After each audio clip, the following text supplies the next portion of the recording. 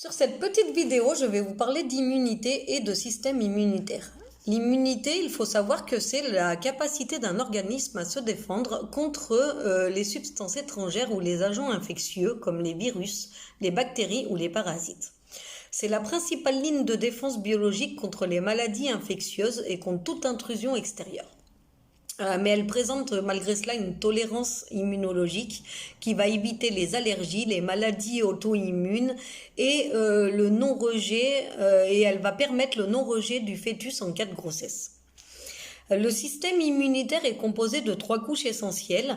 La première étant la peau, la première barrière contre les intrusions extérieures. Si cette barrière-là est passée, va rentrer en compte l'immunité innée. C'est celle que nous possédons à la naissance. Elle est composée des cellules de la moelle osseuse qui sont là pour reconnaître les substances étrangères, les tuer et les évacuer. Et elles évacuent déjà une grande gamme de substances pathogènes, mais par contre, elles ne tiennent pas compte des spécificités de chacune. C'est ce qui s'appelle la réponse non spécifique. Elle se manifeste par des réactions comme la fièvre, comme la sécrétion de signaux chimiques comme la cytokine, qui est une protéine ou une glycoprotéine que vous voyez là.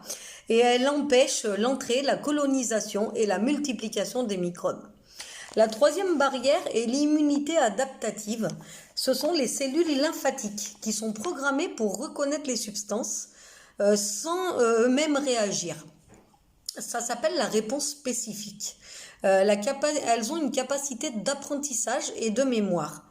Alors on peut les diviser en 2 groupes. Il y a la capacité adaptative naturelle acquise, qui est après un contact avec une maladie, ou artificiellement acquise, qui est le vaccin par exemple.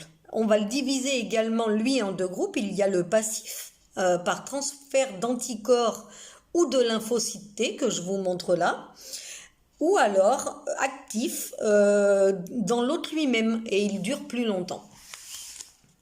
Ensuite, nous allons voir que l'immunité, il y a une autre sorte, c'est l'immunité maternelle et du nouveau-né.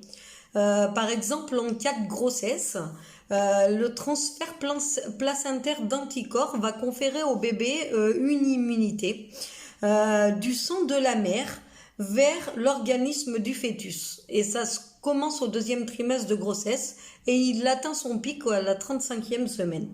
À la naissance, le bébé a une immunité cellulaire, mais il a également une immunité qu'il va acquérir par l'allaitement, car la mère va lui transmettre une autre immunité par le lait qu'elle va lui donner.